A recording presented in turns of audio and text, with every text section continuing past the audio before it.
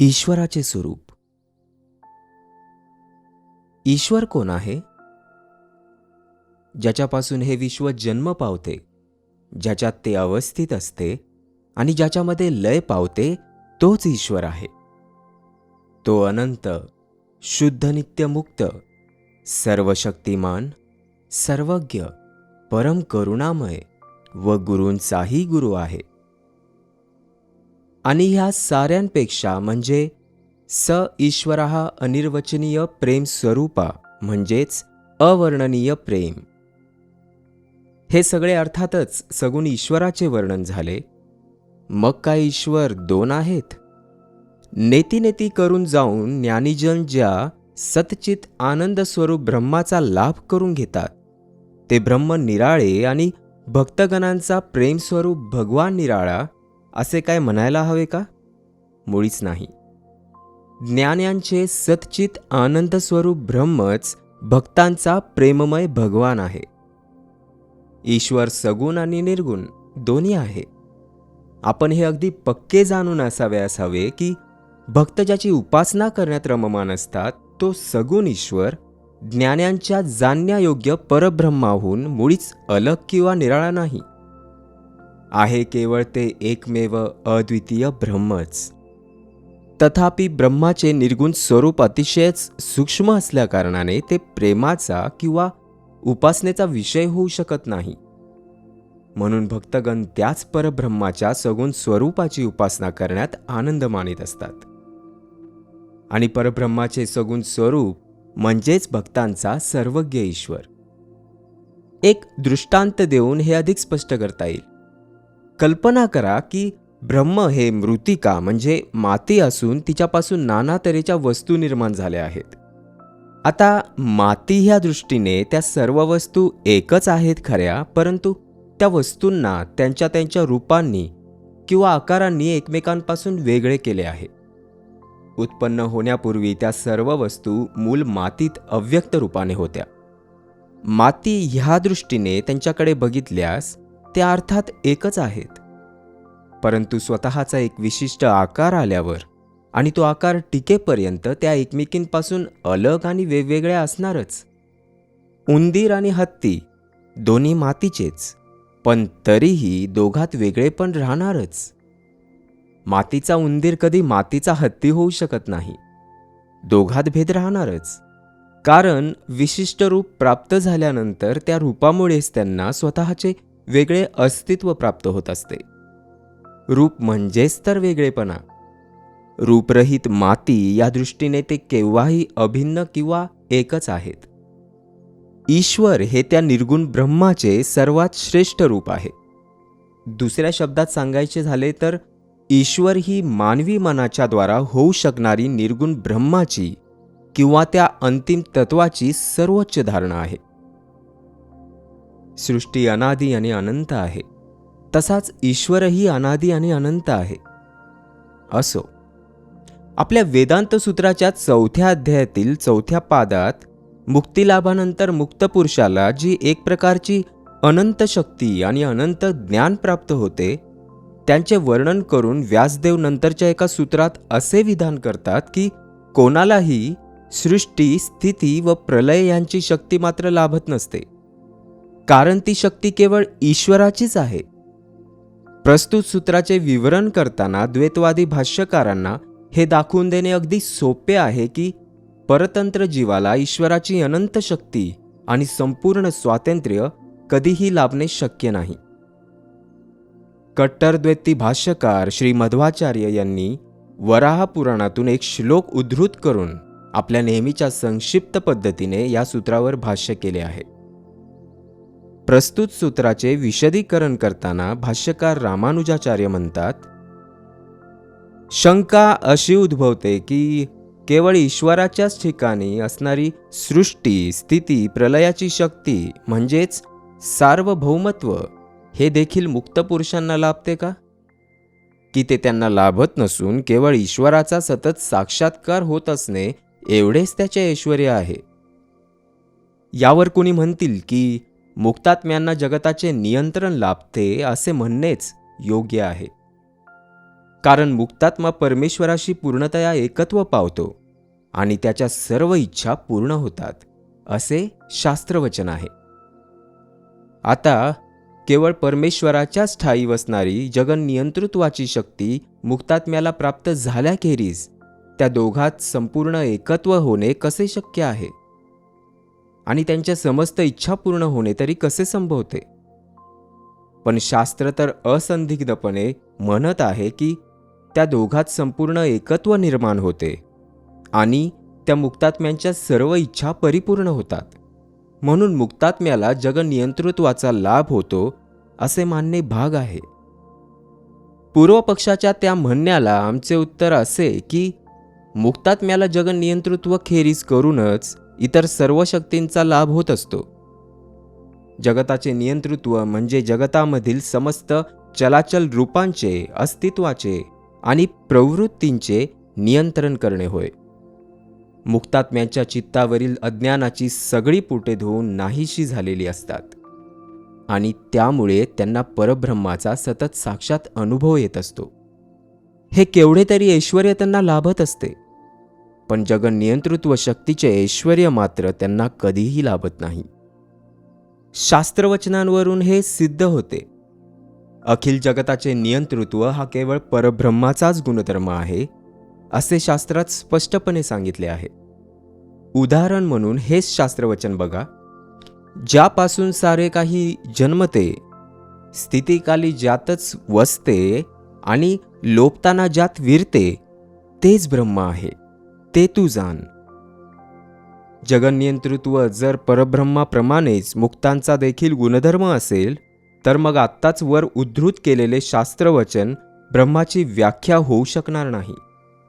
कारण त्यात जे जगन नियंत्रण करते तेच ब्रह्म अशी जगनियंतृत्वाद्वाराच ब्रह्माची व्याख्या केली गेली आहे. इतर कोणातही नाही अशा गुणधर्मांनीच कोणत्याही वस्तूची व्याख्या केली जात असते. वत्सा, सृष्टी होण्याच्या आधी ते एकमेव अद्वितीय ब्रह्मच अस्तित्वात होते.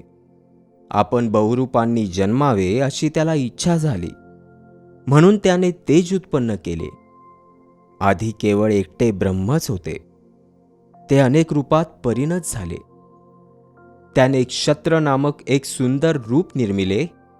इंद्र, वरुण, सोम, रुद्र, पर्जन्य, यम, मृत्यू, ईशान ह्या सर्व देवता क्षत्रच होत.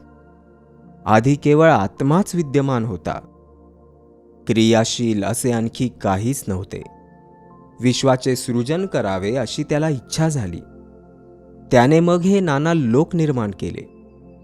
एक मात्र नारायणच होते.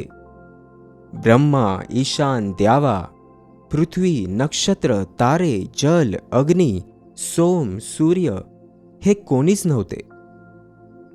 त्याला एकट्यालाच गमेना. ध्यानानंतर त्याला एक कन्या, 10 इंद्रिय इत्यादी झाली, जो पृथ्वीत असून तिच्यापासून वेगळा आहे, इत्यादी इत्यादी ह्या आणि अशाच कितीतरी श्रुतीवचनांमध्ये परमेश्वरालाच जगनियंता म्हटले आहे.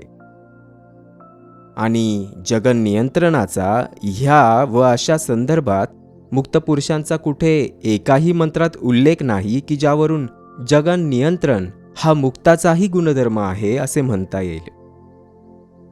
असो, या नंतरच्या सूत्राचे स्पष्टीकरण करण्याच्या ओघात रामानुज म्हणतात, यावर तुम्ही कदाचित म्हणाल की हे खरे नाही, कारण ह्या म्हणण्याच्या अगदी विरुद्ध अर्थाचे कितीतरी मंत्र वेदांमध्ये आढळतात.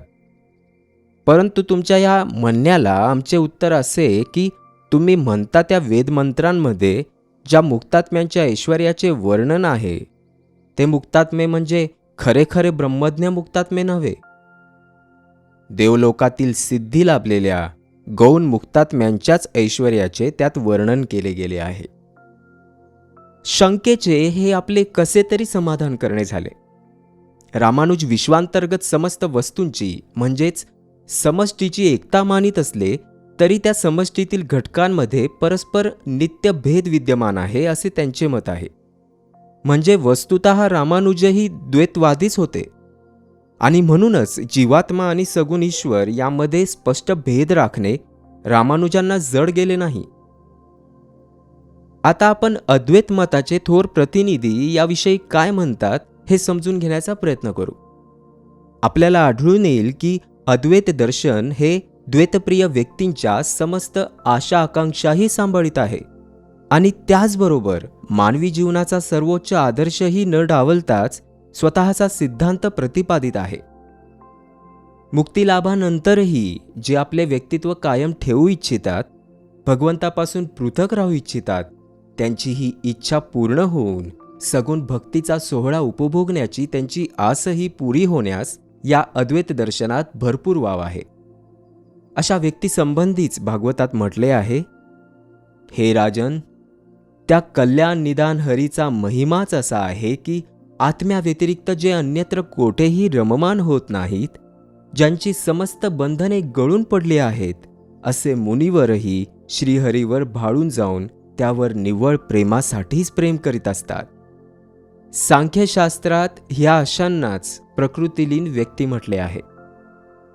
सिद्धिलाभ करून घेऊन हेच पुढील कल्पात कित्येक विश्वमालांचे नियंते म्हणून उत्पन्न होत असतात, परंतु त्यांच्यापैकी कधीच कोणी ईश्वरतुल्य होऊ शकत नाही. जे अशा एका अवस्थेप्रत पोचले आहेत की जिथे सृष्टी, सृष्ट किंवा स्रष्टा नाही, जिथे ज्ञाता, ज्ञेय व ज्ञान नाही, जिथे मी, तू किंवा तो नाही, जिथे प्रमाता, प्रमेय किंवा प्रमाण नाही, ते साऱ्यांच्या पलीकडे गेलेले असतात. त्या अवस्थेत कोण कुणाला पाहणार? तिथे वाणी अथवा मन फिरकू शकत नाही. श्रुती त्याच अवस्थेचे नेती म्हणून वर्णन करीत आहे. परंतु जे ह्या अवस्थेची प्राप्ती करून घेऊ शकत नाही किंवा करून घेऊ इच्छित नाहीत, त्यांना ते एक अविभक्त ब्रह्मच, प्रकृती, जीवात्मा आणि त्या उभयंताच्या आतमध्ये वास करणारा ईश्वर अशा त्रिधा विभक्त स्वरूपात प्रतीत झाल्याखेरीज राहणार नाही.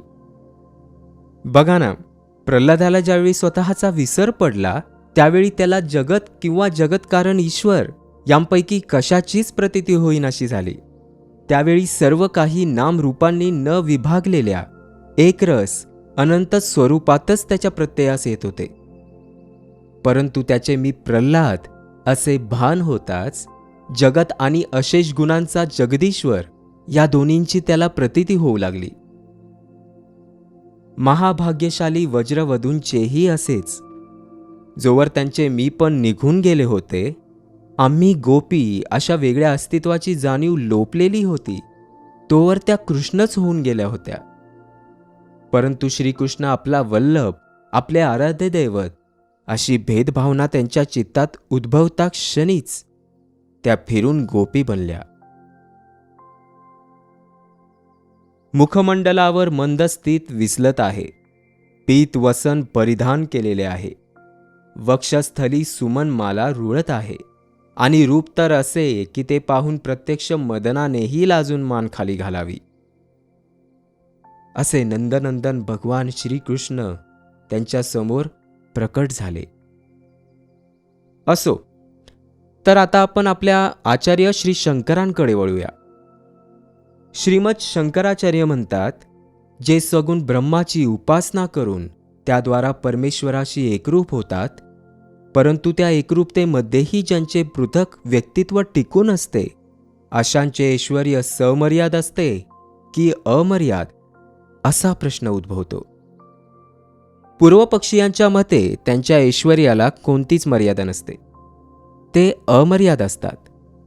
आपल्या या म्हणण्याला पूर्वपक्षी पुढील शास्त्र वचनांचा आधार देतात. त्यांना स्वराज्याचा लाभ होतो, समस्त देवता त्यांची पूजा करतात, त्यांची कुठलीही कामना अपूर्ण राहत नाही, इत्यादी इत्यादी. पूर्वपक्षाच्या या म्हणण्याला व्यासांचे उत्तर असे आहे की नाही, त्यांचे ऐश्वर्य अमर्याद नसते. त्यांना अनिमादी इतर सर्व शक्ती प्राप्त होत असतात, परंतु जगताची सृष्टी, स्थिती व प्रलय करण्याची शक्ती मात्र त्यांना लाभत नसते. जगताचे नियंतृत्व केवळ नित्यसिद्ध अशा ईश्वराकडेच असते. कारण सृष्टी, स्थिती, प्रलय संबंधी जितकी म्हणून शास्त्रवचने आहेत, तितक्या सर्वात त्याचाच सृष्टी स्थिती लय करता म्हणून उल्लेख केला गेला आहे. त्या साऱ्या शास्त्रवचनात कुठे एकदाही मुक्तात्म्यांचा पुसट देखील उल्लेख नाही. म्हणून ईश्वरच जगनियंता आहे. शास्त्रवचनांवरूनच दिसून येते की जगनियमनाची शक्ती ह्या मुक्त पुरुषांना लाभत नसते. शिवाय शास्त्रात वरील संदर्भामध्ये नित्यसिद्ध असे विशेषण वापरण्यात आले आहे. ते अर्थातच केवळ ईश्वरालाच लागू पडते.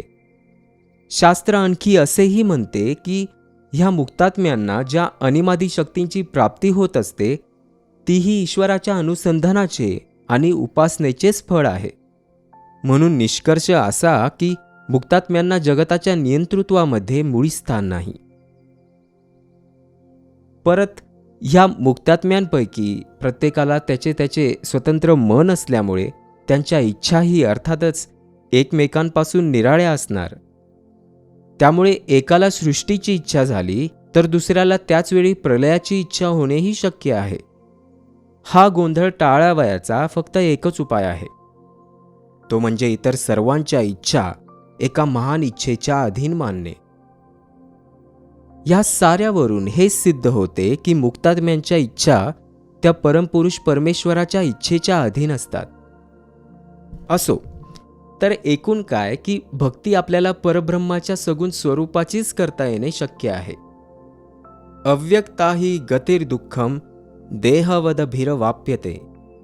देहाभिमानी व्यक्तींना परब्रह्माच्या अव्यक्त किंवा निर्गुण स्वरूपाची धारणा करता येणे कठीणच आहे.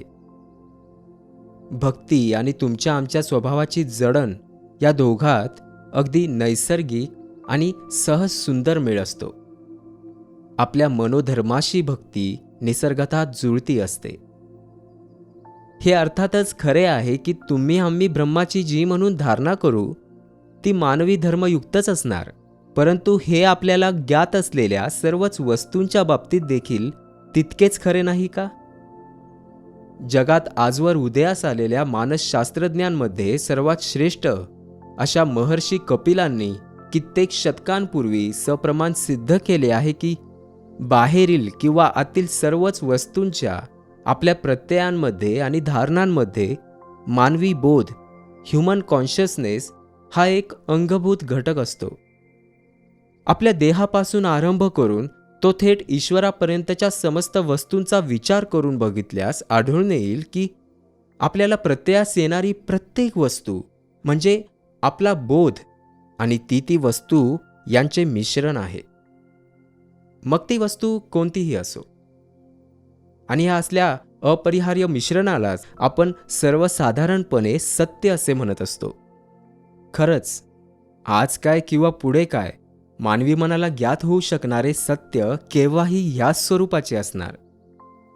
आणि म्हणूनच ईश्वर असत्य आहे कारण तो मानवी धर्मयुक्त आहे असे म्हणणे म्हणजे अर्थशून्य बडबड होय. ते म्हणजे पाश्चात्य विज्ञानवाद आयडियलिझम आणि वास्तववाद रिअलिझम यामधील पोकळ विवादासारखे आहे. हा विवाद दिसताना कितीतरी बुजगावना वाटत असला तरी वस्तुतः सत्य शब्दाच्या अर्थाशी खेळण्यावरच त्याचा डोलारा उभा आहे. सत्य शब्दाचे जितके म्हणून अर्थ आहेत त्या सर्व अर्थांनी सत्य शब्द ईश्वराला संपूर्णपणे लागू आहे. जगातील इतर साऱ्या वस्तू जितक्या सत्य तितकाच ईश्वरही सत्य. आणि वस्तुतः आत्ताच विशद केलेल्या अर्थाखेरीज सत्य शब्दाला आणखी काहीच अर्थ नाही. असो, तर ईश्वरासंबंधीची आमची तात्विक धारणा ही अशी आहे